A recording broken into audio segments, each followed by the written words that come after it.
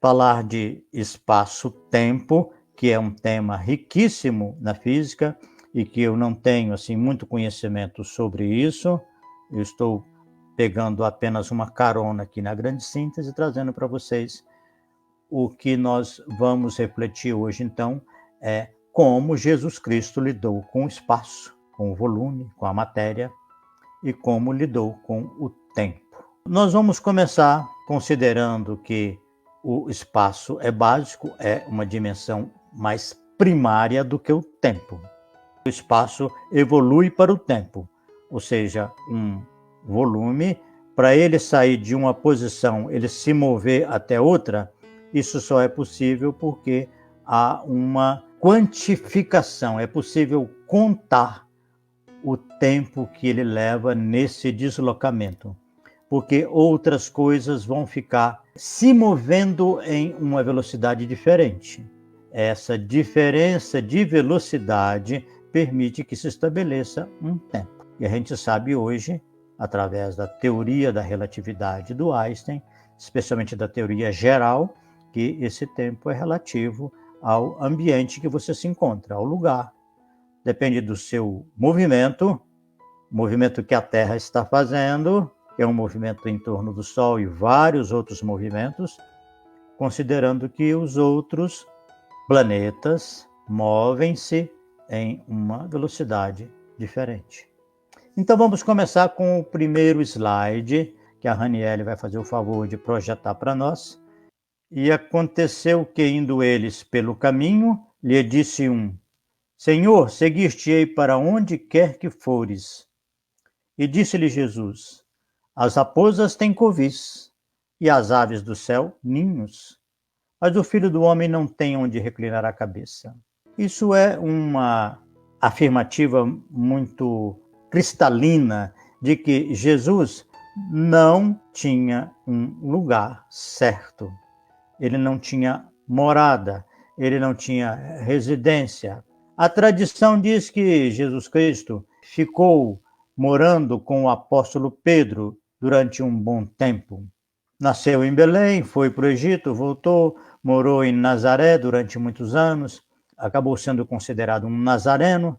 Ele se mudou para Cafarnaum quando ele começou a vida pública e circulava, ia muito a Jerusalém, ia a outras cidades, ia a Betânia, onde morava Lázaro e as suas duas irmãs, Maria e Marta, como também foi a outras cidades, foi a Gadara e outros lugares. O que importa realçar aqui é que Jesus não tinha um lugar fixo para viver, para morar e nem para atuar.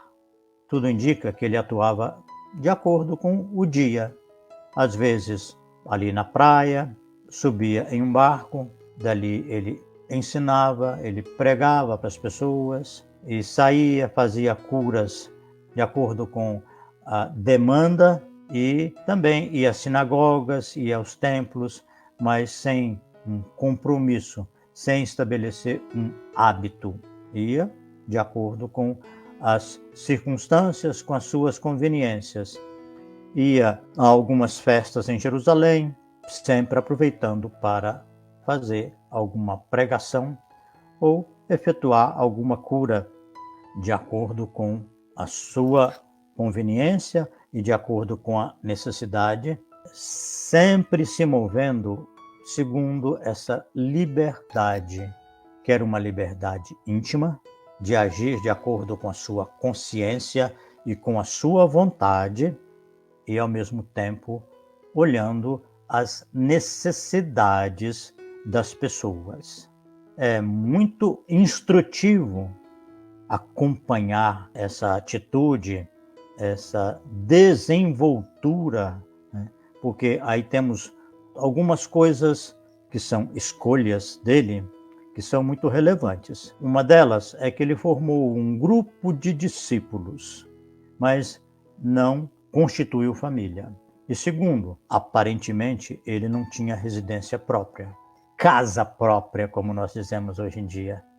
Nós podemos deduzir que ele tinha feito uma escolha de não ter uma raiz de lugar e de família. que tornariam, isso é uma hipótese, que essa escolha foi feita para não ter laços que o aprisionassem no momento de fazer confronto com os costumes dos judeus. Porque nós sabemos que o fato dele não obedecer às regras de Moisés criaram uma perseguição por parte de muitas pessoas, especialmente de algumas autoridades, porque viam na liderança que ele exercia junto a um segmento da população um motivo de condenação, porque ele não dava tanto valor assim às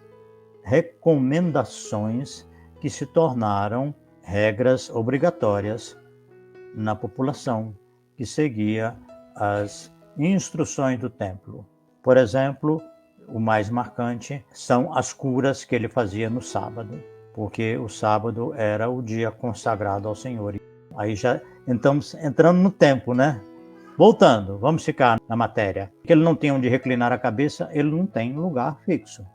Ele não tem uma moradia, não tem um endereço para dizer para as pessoas, ou que as pessoas pudessem procurá-lo ou ter isso como uma referência. Ele era livre desse aspecto de fixação no espaço. Não era dono de nenhum lugar, seja para moradia, seja para realização de alguma atividade. Ele trabalhava no mundo. Por isso que tem uma frase muito interessante dele que ele diz: o campo é o mundo.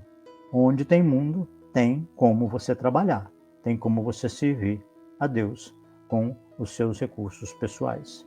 Por favor, Rani, vamos para o próximo. E disse-lhes: está escrito, a minha casa será chamada casa de oração, mas vós a tendes convertido em covil de ladrões. Mateus 21, 12, 13.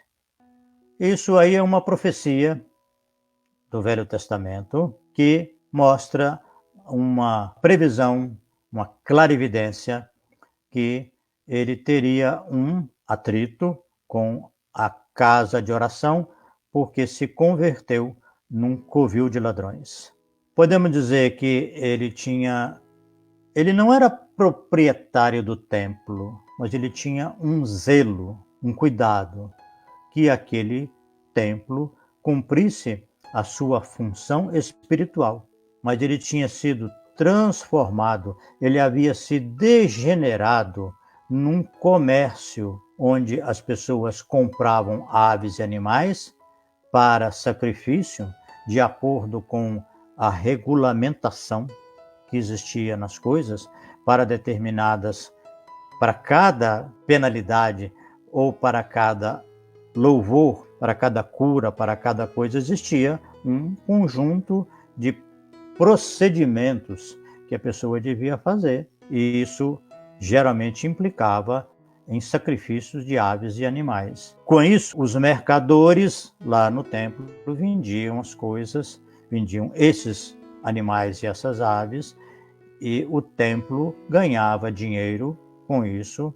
Provavelmente era uma concessão que a pessoa pagava ali o direito de vender ali no templo, e esse dinheiro ia para o templo para sustentar os sacerdotes.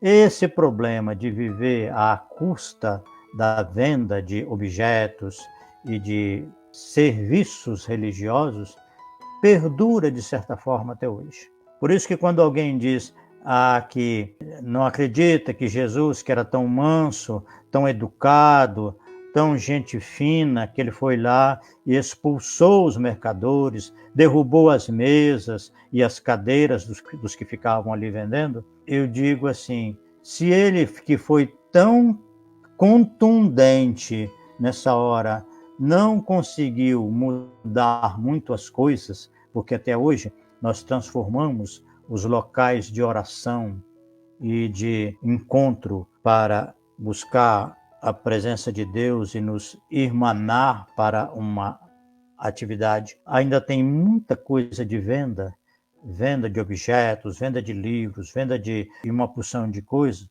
e isso nem sempre as pessoas entendem que a miséria humana na questão social é tão grande quanto a miséria espiritual. É muito complicado você vender objetos religiosos, ainda que sejam de conhecimento, para pegar dinheiro para sustentar a atividade física, material. Mas o que mais nos interessa no tema aqui é que Jesus tinha uma casa, que era o templo. Não era dono, mas ele se sentia vinculado ao dever de orientar, de deixar claro uma lição. Algumas lições do Evangelho são um psicodrama. Esse aqui é um exemplo. Quando ele faz isso, que ele expulsa todo mundo e as pessoas ficam muito surpresas, ficam alarmadas com essa atitude, ele está fazendo um psicodrama, é uma dramatização. Isso é muito usado hoje em dia, especialmente em psicologia que trabalha com esse tipo de recurso. Ele fez uma outra dramatização quando ele se vestiu de escravo e lavou os pés dos apóstolos, quando ele secou a figueira, que não tinha frutos, apesar de que não era época de frutos. São lições que ele fez a dramatização com o objetivo de marcar muito claro, deixar um ensino audiovisual. Não era apenas oral, era oral, mas tinha a imagem. Tinha uma sequência de imagens que iam ficar guardadas para os séculos, e ainda hoje nós nos debruçamos nessas lições a fim de extrair mais lições para nós mesmos. Essa casa aí, ele não tinha escritura, ele não era um proprietário legal, mas ele mostrava que ali era uma casa de valor espiritual e que precisava alcançar esse nível. Então vamos ver aqui. Jerusalém, Jerusalém, que matas os profetas e apedreja os que te são enviados. Quantas vezes eu quis juntar os teus filhos, como a galinha ajunta os seus pintos debaixo das asas, e tu não quiseste. Eis que a vossa casa vai ficar-vos deserta. Mateus 23, 37 e 38.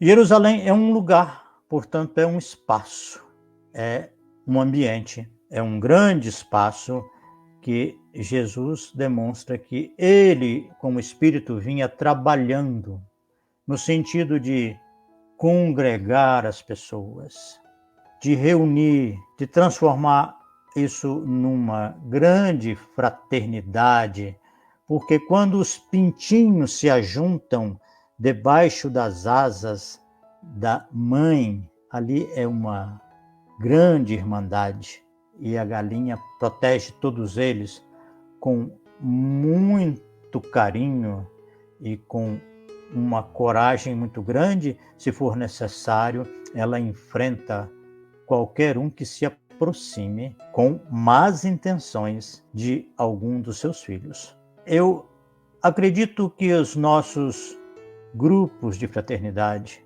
especialmente a nossa cidade da fraternidade, pode refletir sobre quantas pessoas que já participaram, que já se dedicaram, que já amaram profundamente o movimento, o grupo ou a cidade da fraternidade, e foram apedrejados, foram excluídos por uma falta de compreensão da liderança, que muitas vezes não refletiu sobre a postura de Jesus Cristo em relação às diatribes, às imaturidades dos apóstolos e, particularmente, a oposição que Judas Iscariotes lhe fez, porque, na verdade, Judas Iscariotes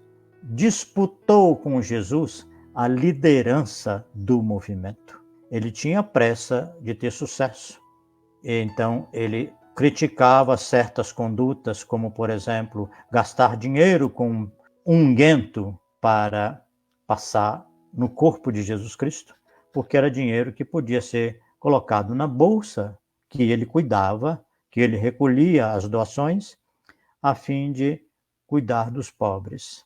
Esse confronto entre cuidar dos necessitados, dos desvalidos e respeitar as diferenças com aqueles que participam do grupo, das atividades, da cidade da fraternidade, é um grande duelo que se trava muitas vezes e que leva, em muitos casos, a uma distorção, a um distanciamento das lições de tolerância do Evangelho.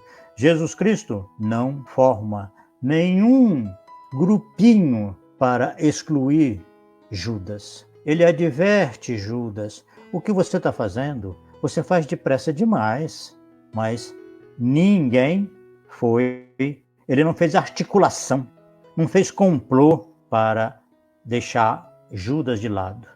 E ainda foi além. O Filho do Homem vai ser traído, mas ai daquele por quem o Filho do Homem é traído. É mais ou menos assim a frase, eu estou falando de cabeça. Mas ai daquele. E falou com muita segurança, com muita propriedade, porque o Judas não suportou quando ele viu um desfecho que foi a iniciativa de entregar Jesus Cristo que levou à crucificação. Tudo indica que ele esperava que Jesus voltasse ainda mais forte, triunfante, e, no entanto, o tiro saiu pela culatra. E aí ele suicidou-se.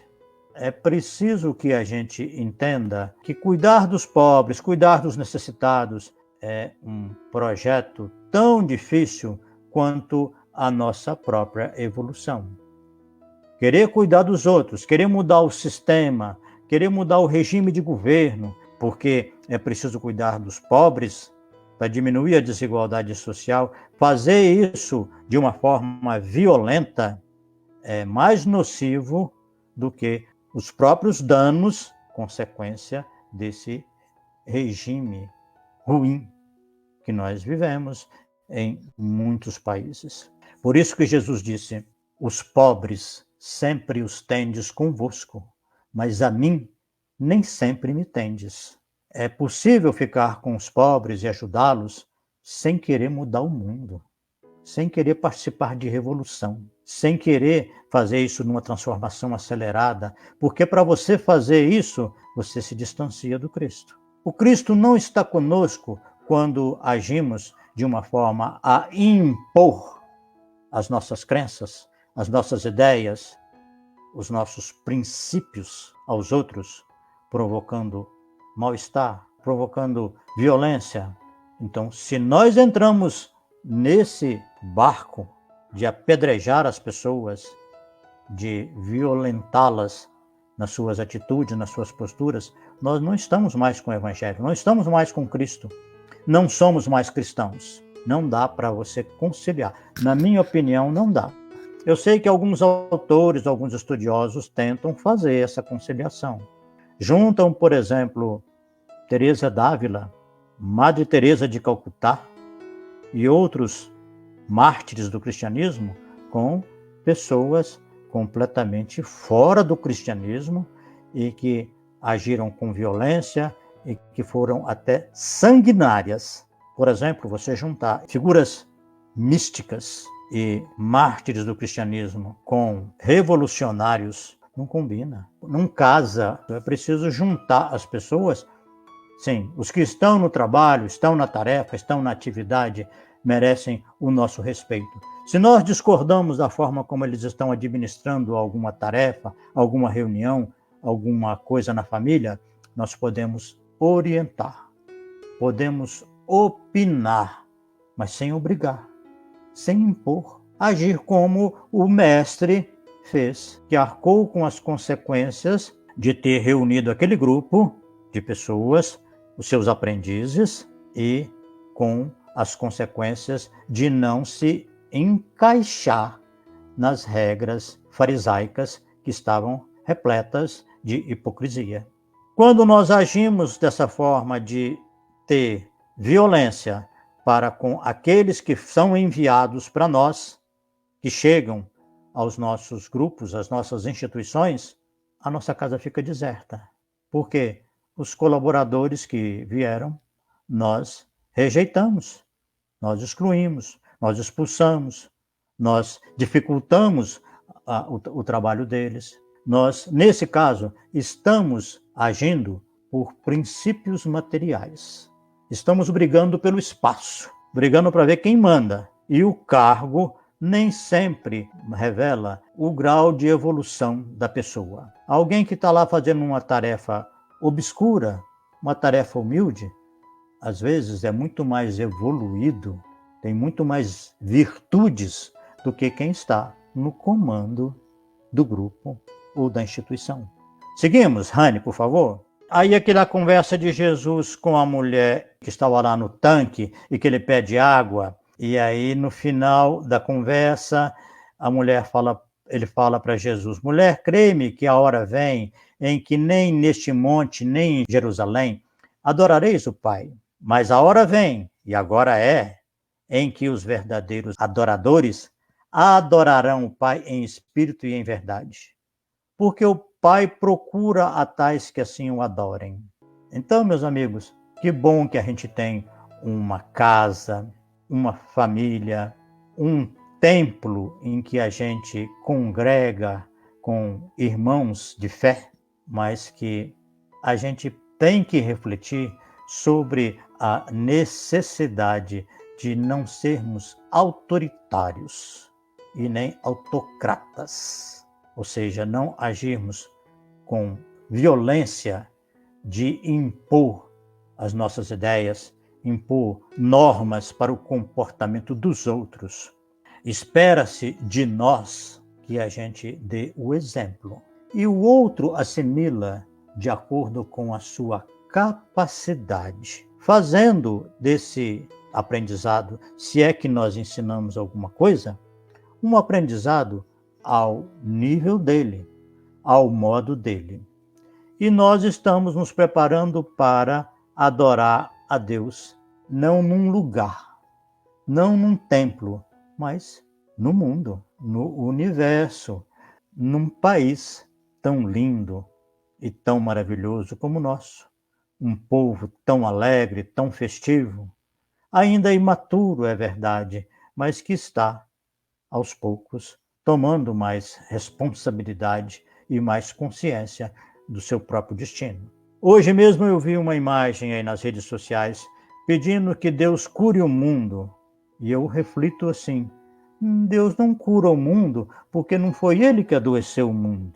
Ele pode nos ajudar e nos amparar a fim de que nós nos curemos e essa cura individual vá se espalhando. E nós, ao nos curarmos, estamos ajudando a curar o mundo.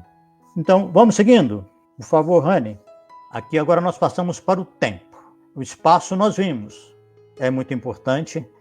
Nós não temos ainda liberdade para viver fora do espaço. Precisamos do lugar, da casa, da família, do templo, da escola e etc. Mas precisamos soltar os laços, porque se a vida nos levar para um outro lugar, a gente vai de boa vontade e com alegria. Em relação ao tempo, disse-lhes, pois, Jesus: ainda não é chegado o meu tempo, mas o vosso tempo sempre está pronto. João, capítulo 7, versículo 6. O nosso tempo está pronto, tem um pouco a ver com duas coisas. Primeiro, com a pressa. Nós temos pressa de implantar o bem, a fraternidade, o bem-estar social, tudo que for positivo, tudo que for belo, tudo que for útil, nós queremos implantar. Temos que fazer isso agora, mas o tempo de Jesus não vem, não chega, está sempre depois. E é essa a segunda colocação, é que quando uma pessoa diz assim: depois dessa pandemia, o mundo vai estar muito diferente, vai ser uma renovação coletiva, o mundo vai se transformar Gente, sejamos mais realistas, eu penso. Se nós conseguirmos mudar alguma coisa durante a pandemia, até é possível que a gente conserve essa mudança, que a gente aperfeiçoe alguma mudança. A minha expectativa, simples em relação a essa experiência da pandemia, é que nós estejamos mais felizes com esse mundo que nós temos. Sejamos mais alegres, vejamos a beleza de um comércio, quantos benefícios, quantas oportunidades de trabalho que acontecem. Rola muito dinheiro? Rola. E dá para fazer sem dinheiro? Não dá. O mundo, a maioria das coisas gira em torno do dinheiro. Entretanto, se nós fizermos isso com honestidade, com mais cautela, podemos ser até entusiasmados com este mundo. Podemos agradecer a Deus por estarmos numa vida assim. O tempo do Cristo está no olhar de cada um. A pessoa que vive no tempo de Cristo, ela não está esperando alguma coisa acontecer. Eu tenho vontade de comprar uma casa não sei aonde. Eu tenho vontade de morar em tal lugar, assim, assim. Tenho vontade de morar na praia. Tenho vontade de ter isso, fazer aquilo, estudar não sei aonde. Todas essas coisas podem ser, algumas são muito válidas, outras são apenas fantasias, porque estão muito distantes da realidade da pessoa. Mas o que mais interessa é o seguinte: nós temos condições de viver felizes aqui e agora. Chegar o tempo do Cristo é esse, de você viver agora com entusiasmo, com alegria, com motivação. Motivação é você ter objetivo para realizar e ter energia, ter bom ânimo para você correr atrás, enfrentar os desafios, mas sempre com uma postura assim, que você está empenhado nisso, mas contando que Deus queira. Se Deus não quiser, eu também não quero. Essa postura do equilíbrio, como Jesus na oração antes do Calvário. Pai, passa de mim esse cálice, mas seja feita a tua vontade, não a minha. Pai, me dá a oportunidade de eu realizar alguma coisa, de eu fazer algum trabalho, de eu ter uma família, de eu conquistar uma determinada posição na sociedade, e para isso eu vou me empenhar, vou estudar muito, vou trabalhar e tal, e etc. Mas se não for da sua vontade, que eu continue feliz, continue bem comigo mesmo, bem com o mundo, independente dessa meta ser alcançada. É isso que significa chegar o tempo do Cristo para nós. Vejam como é um pouco desafiador para a maioria das pessoas, que nós estamos muito empenhados e dependentes de alguma coisa que não temos ainda. Que a nossa felicidade vai ser quando chegar aquilo, quando conquistar tal coisa, quando granjear os recursos para isso ou para aquilo. E a felicidade é sempre alguma coisa que ainda vem, está a caminho. Rani, por favor. Isso aqui é sobre a vinda do Filho do Homem. As estrelas vão cair do céu, vai dar uma porção de confusão, e aquela passagem assim que tem sido muito vista como uma profecia de uma catástrofe cósmica, planetária, mas eu acho que, antes de tudo, o discurso de Jesus é predominantemente voltado para o indivíduo, para a pessoa. Ele fala muito no singular e não no coletivo. Vigiai, pois, porque não sabeis quando virá o Senhor da casa, se à tarde, se à meia-noite, se ao cantar do galo, se pela manhã, para que, vindo de improviso, não vos ache dormindo. Marcos 13, 33 a 36. Então, a gente não sabe bem quando eu vou passar por uma crise existencial, quando vai acontecer uma catástrofe no meu destino, uma tragédia, uma separação conjugal, a morte de alguma pessoa muito querida, preciso andar com muita prudência, muito cuidado. Não ficar dormindo. Dormindo o que é? Ficar estagnado, ficar parado nas coisas, ficar parado no tempo. Eu preciso estudar, trabalhar, realizar alguma tarefa para o meu crescimento pessoal e para o bem do próximo. Seja um, seja dois, seja um grupo, seja uma tarefa coletiva mais abrangente. Não convém que eu fique parado, estacionado, que é o dormindo, porque a vida vai trazer situações muito difíceis para o meu desenvolvimento espiritual. Convém que eu ande enquanto é dia, porque a noite vem e aí ninguém pode fazer nada. A noite é esse processo aí, que talvez seja uma profecia de uma tragédia com o planeta, mas isso é suposição. Agora, que todos nós passaremos por crises que exigem uma elasticidade para que a gente se readapte a novas condições, isso aí todos passaremos. E é bom treinar desde já, porque a morte é uma das grandes oportunidades de transformação que nós temos. E se nós não exercitamos, então convém, na verdade, morrer em vida, ou seja, terminar certas etapas de uma forma tão evidente que a continuação é como uma outra vida. Você, dessa forma, está se preparando para a transição desse mundo de matéria, de espaço, para uma nova etapa de vida.